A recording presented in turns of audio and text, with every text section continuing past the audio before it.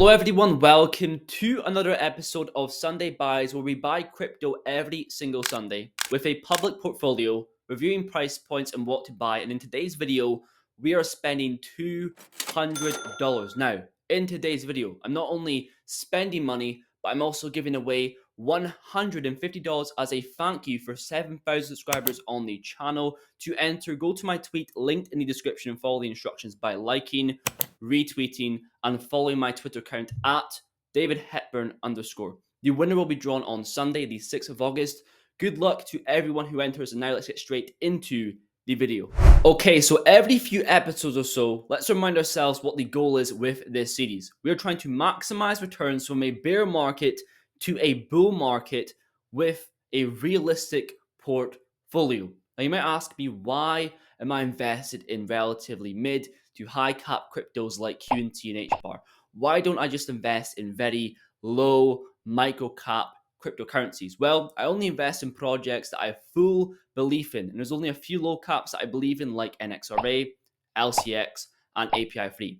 Otherwise, if I invested in random low caps that I don't have full conviction in, that would be gambling. Some may argue that investing is gambling in general, but compared to a casino where the odds are not in your favor, where statistically over time you will lose money, compared to crypto, stocks, the more you do research, the more you understand how markets work, the more you understand what to invest in, the more your chances increase, then the odds are in your favor.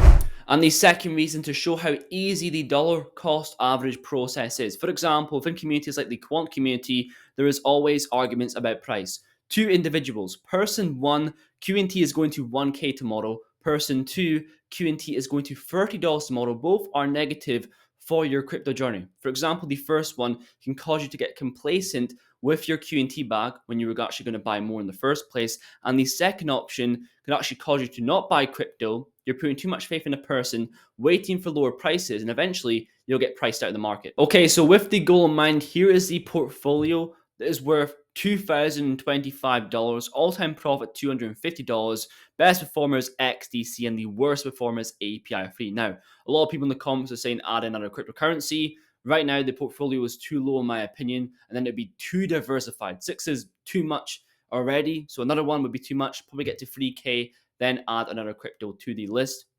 In terms of buying, QNT is still too top heavy. I want to focus on other cryptocurrencies.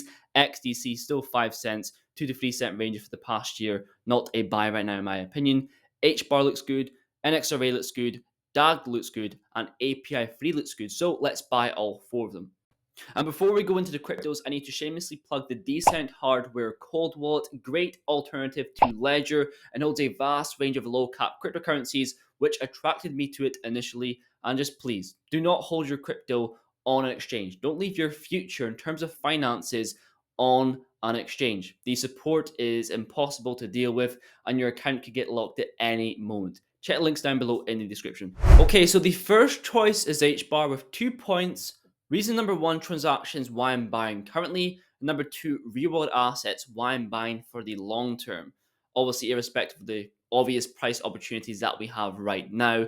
Firstly, transactions. We live in a world where people are still paying high, expensive gas fees for their transactions, with Bitcoin at a peak around here on the 5th of May of $31 and Ethereum. And not only are these gas fees expensive, but the transactions are slow. For example, on a day we just passed 16 billion and we're going over 100 million per day, and the cost is next to nothing. And in light of positive information, some people still have the nerve to say, well, HBAR is still at 5 cents. Yes, it is, and we are lucky for it. Let me tell you, these people buy at higher price points than the prices are right now, and it's even proven recently. In my community polls, I asked the question at the end of every single month, what crypto did you buy the most? Here are the results for June, where QNT won, XRP came second, and around those sort of levels, we were at the 40 cent ranges with XRP. Fast forward to July, XRP wins by a mile, and that is after XRP did a 2x, people buying at green candles. And the second reason I'm buying for the long term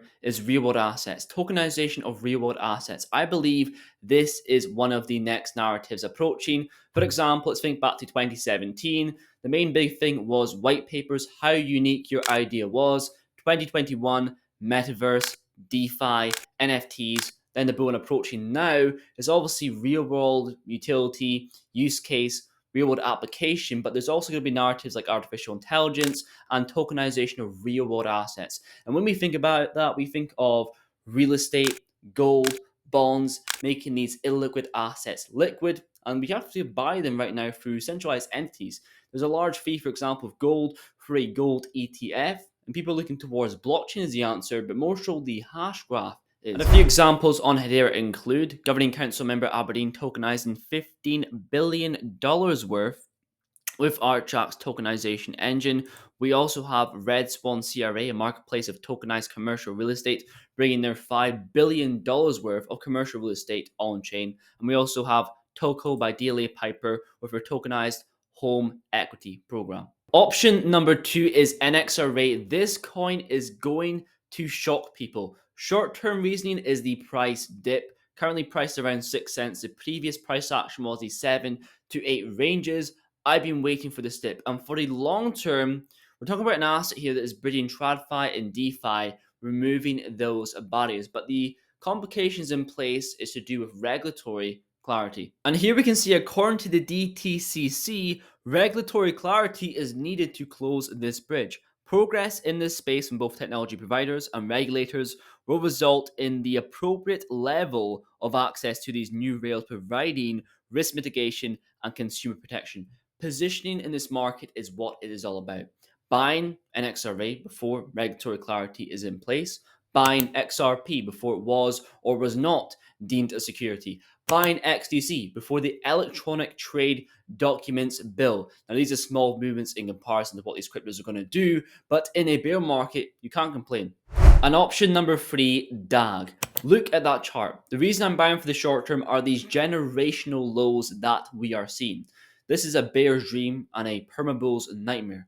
Dollar cost averaging right now is probably one of the best decisions that I'm making in this series. It's crazy. It's time for these average tech multi-billion-dollar capitalizations to go away. It's time for the superior layer 1s and layer 0s to take over. And my reasoning for long-term hold, here we have a little paragraph that I want to read very, very quickly. So many companies are already testing a range of ways to create value, from increasing brand awareness to experimenting with new models of product ownership using Web3 tools. These initiatives mark both technological advancement and a new approach to corporate strategy. Constellation's platform is designed for Web3, having a various range of use cases from supply chain management to financial apps.